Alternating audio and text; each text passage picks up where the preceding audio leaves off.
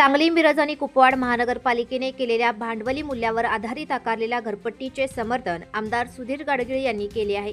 वाढीव घरपट्टीला नागरिकांचा विरोध असताना आमदारांनी समर्थन करणे चुकीचे असल्याचा आरोप विरोधी पक्षनेते मंगेश चव्हाण यांनी केला आहे. सांगली, मिरज, कुपवाड शहरामध्ये जो भांडवली मूल्य आधारित प्रशासनानं जी घरपट्टी सांगलीच्या नागरिकांवर जी लादली गेली आहे आणि ती घरपट्टी वाढीव घरपट्टी आहे.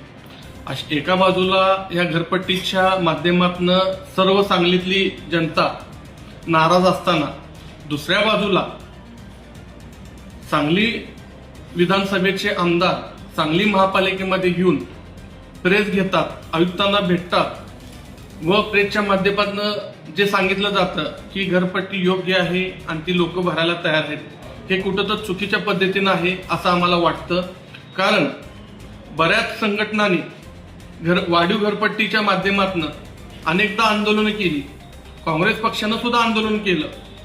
तर या आंदोलनाच्या माध्यमातून एका बाजूला आंदोलन होत असताना प्रशासनाच्या लक्षात आल्यानंतर प्रशासनानं आंदोलनाच्या ठिकाणी येऊन काँग्रेस पक्षाच्या सर्व नगरसेवकांना आश्वासन देण्यात आलं की ज्या ज्या चुकीच्या पद्धतीनं घरपट्टी आकारली आहे त्यासाठी आम्ही कमिटी स्थापन करतो आणि त्या कमिटीमध्ये सांगलीतील संघटनातले एक सदस्य व नगरसेवक व अधिकारी यांना घेऊन घरपट्टी संदर्भात कमिटी स्थापन करतो आणि काही चुका प्रशासनाकडून झाल्या त्या एकत्र विचार करून त्या संपवण्याचं काम प्रशासनानं करतो.